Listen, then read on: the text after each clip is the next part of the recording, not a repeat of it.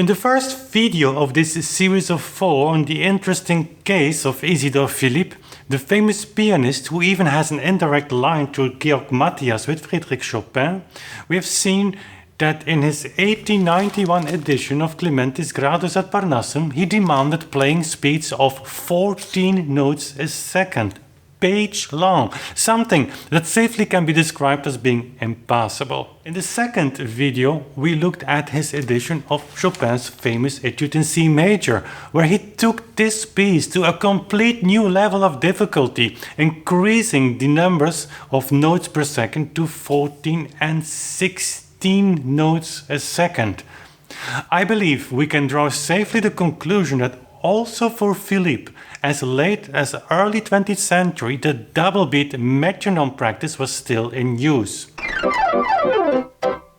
If you've missed these two first episodes of this series of 4, you can go back by clicking on the eye icon right here on your screen or use the link in the description box. I encouraged you in those episodes to try these tempi out for yourself, certainly if you're new to this fascinating problem of tempo research. But if that for some reason would not have totally convinced you, let's put some more coal to the fire and spend some time together going through some of Philipp's other publications. We will reach the absurd heights of 23 notes a second.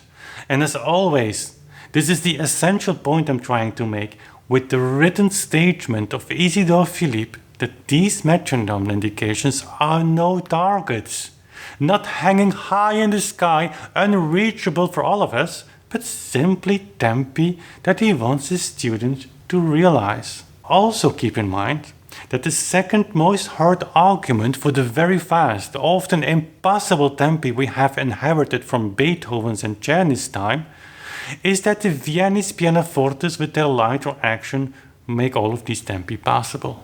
You know, I've made the statement often that that's not true, and I make the statement again, now sitting before an original 1820 Viennese pianoforte. But anyway, that argument does not count for Philipp.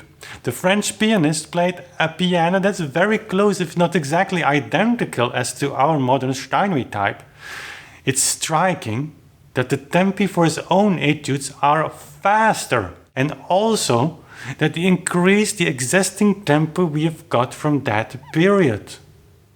This is also a strong argument against the general idea that musicians in the late 19th century played slower than in the early 19th century, which simply is not true. And the last episode of this series will exactly be about that aspect. Now let's have a look to a fascinating selection of Philipp's own works and tempo indications. If this selection doesn't ring a bell with you, you either are blind for the facts or we indeed live in a different universe. Let's start by giving you some tempi from his exercises for the left hand only, prefaced by Matthias, who was a late Chopin student and Philipp's teacher. And as we've seen in the previous episodes, we read also here in the short preface Philipp added to the long foreword, he again makes clear that his metronome marks are absolutely no distant targets, but the actual tempi that you and I were supposed to match if we would have been students of his. Let's read together. Travaillez lentement tout d'abord, plus vite ensuite, jusqu'au mouvement de métronome indiqué. Or in English, first work slow, then faster, up to the tempi indicated by the metronome numbers. One cannot be clearer than this. So here we go.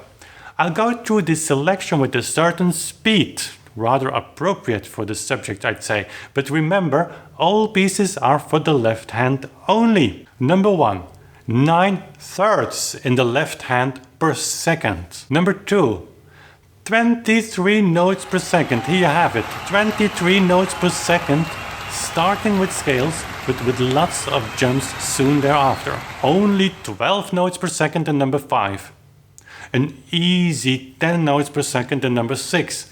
8 double notes per second in number 7, starting every group of 4/16 fortissimo, directly followed by piano, and ending the group with mezzo forte, and everything no pedal, legatissimo. Page 15, number 1, inspired by C.P.E. Bach. as indicated by Philipp not too fast, non troppo vivo, but in reality resulting in about 10 notes per second. Also remember to hold the sixth intervals in line 5 while playing the other 16ths. Don't cheat. And remember to keep your 10 notes per second running constantly. 12.6 notes a second for etude number 6 after Chopin, Allegro con brio, and only 5 pages long. 8.4 thirds in the left hand in number 7, also after Chopin. Only 6.4 octaves per second in number 10, though you might want to look at the jumps first before starting commenting that this obviously is possible in all pianissimo and leggero. In his octave studies after Bach, number 1, 7.4 octaves a second in both hands. Next etudes have similar tempi for the octaves. 8 repeated octaves in his Caprice etude after Kreutzer. A tempo again he keeps for many of these octaves etudes. In number 13 he adds the third to the octave, meaning 8 octave/chords a second.